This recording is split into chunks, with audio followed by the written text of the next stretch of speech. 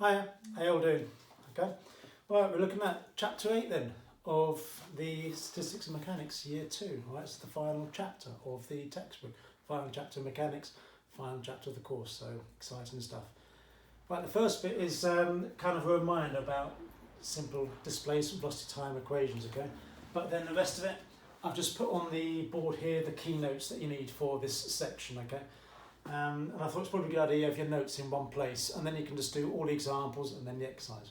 Hopefully, that's the plan anyway. All right. So recall that displacement is velocity times time. All right.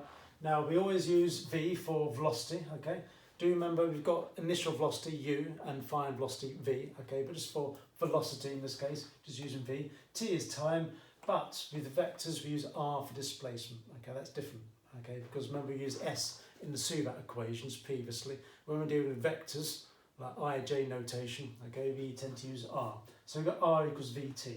Now, if the particle starts somewhere else other than the origin, then that's not the equation to use. This one here is going to assume that we start at the origin. Okay, where do we end up? Whatever the velocity vector is multiplied by the time. But suppose you don't start at the origin, suppose you start somewhere else. This initial starting vector, position vector we call it, is r0. So that means when t equals 0 initially, the particle begins at r0. Okay? Then this equation becomes this. Okay? It's the starting point plus how far you've gone, depending on how much time you've been moving for and what the velocity vector was. Okay? So your final displacement is given by r equals, that's effectively a position vector where you end up. Okay? It's a combination of your starting position added to the velocity multiplied by the time. And there'll be some examples coming up showing you how that works. Okay? But this is a really important equation, and that's why I've highlighted that one. Okay? These two are basically a reminder. All right? Remember the suvat equations? We had v equals u plus at. Well, in vector form it's the same. Just underline the v, u and a, because they're vectors. Remember, time is not a vector, considered to be a scalar because it's got a value only. And this one here, instead of s is ut plus half at squared, we've got r is ut plus half at squared. Okay. Do remember, this motion is for constant acceleration only. Right? Constant acceleration. So when a is always the same value. Okay. When it's variable acceleration, you've got to use calculus.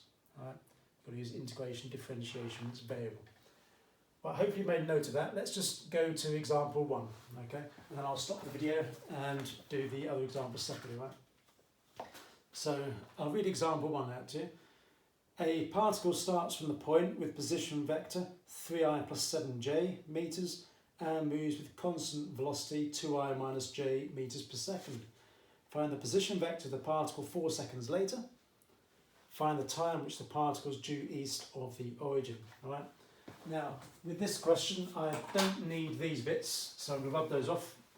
Remember I said I only put them there because for this section it's handy to have all your notes in one place. Okay, but we're going to have to make use of that one there, aren't we? Okay.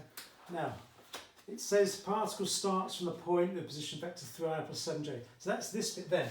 Okay, that's the r0, that's the starting point. Okay, so I'm going to write that down. That was 3i plus 7j. When you're writing down your equations, don't bother with the units. Okay, don't bother with the units. Right? So just 3i plus 7j. Okay, and it says it moves with constant velocity 2i minus j. Okay, so that means is the final position vector is going to be r, which is going to be your initial position vector 3i plus 7j, added to the velocity times by the time, and the velocity was 2i minus j. Okay, 2i minus j. Now I'm going to write down that because that's important, okay? Because in most vector questions, you need to have an expression like this for the position vector at any given time, okay? This is really important. I'm going to use this now to answer the rest of the question, all right? All I need to do is substitute any value of t, and it gives me a position vector, like t equals 0, for example. That's the initial starting point, okay? The question asks me where it is 4 seconds later. I'm going to substitute in t equals 4. Okay, so t equals 4. I'm going to have r equals 3i plus 7j added to 4 times 2i minus j. So 4 times 2i is 8i, and 4 times negative j is negative 4j. And now I just need to simplify that. So it's 3i plus 8i is 11i, and 7j minus 4j is 3j. Alright, so that's it. That's where they end up, okay? And you can obviously substitute other values in for t equals 5, 7, 11, whatever. As long as t is positive, you substitute and you can work out what the final position vector is. Okay, that's kind of handy, alright? Now, before I go on to answer the next question, let's just put it down, shall we? Okay. Let me also tell you something that's incredibly useful. Okay. Once you've got this here, it's often useful to rewrite it like this. I'm going to write it first, and then you've got to try and work out what it is I've done. Okay. So I'm going to write it like this. Okay. That didn't go well. I'll try that again. Right.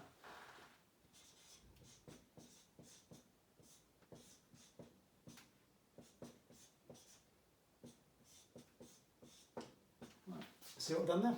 Okay, it's exactly the same equation, but what I've done is I've put the I and j components together. Okay, it's a bit like putting the x and y coordinates together. Okay, in complex numbers, it's a bit like putting the real and imaginary components together. There's so many instances where you're often combining things together. All right, it's like putting the horizontal and vertical components separately. All right, so remember resolving horizontally and vertically. Okay, so the 3i plus 2ti. That's the horizontal component, see? So 3 plus 2ti. And then the 7j minus j times t, that's the vertical component, 7 minus tj. So I hope you can see how that works. All right. That would be incredibly useful for solving all sorts of questions, okay? Particularly this one, part B, find the time at which the particle is due east of the origin. Well, let's just take a moment to think about what that means. All right. So just set of axes, x, y, that's the origin there. So when the particle is due east of the origin, so somewhere along there, isn't it? Okay, let's just put maybe there, yeah? And we've got to deduce what assumption we can make from that. And the assumption we can make from that is that there's no vertical component, okay? The y coordinate effectively is 0, there's no vertical component, all right? So you can see with this, that's the horizontal component, that's the vertical component, okay? If it's due east, that must imply that this bit must be 0. Okay, so I'm going to write that down. Due east, that implies that the vertical component, 7 minus t, is equal to 0. Okay, and so what that means is that t is equal to 7. And that's 7 seconds, of course. Let's go check. Didn't ask for anything else. Okay, find the time at which the particle is due east of the origin. Right, 7 seconds. Okay, and that's it. Okay. If you want, you could work out the position vector. Obviously, you can just substitute it in. But now what I would do is I'll substitute into here. Okay, because that's a better way of getting a position vector. All right, because I put t equals 7, and that gives me 3 plus 14, so that's 17i. Okay, plus c or j. Okay, so the position vector would be I equals 17i. Right, that's example 1. I'm hoping that made a lot of sense to you. Okay, coming up will be the next 2 examples.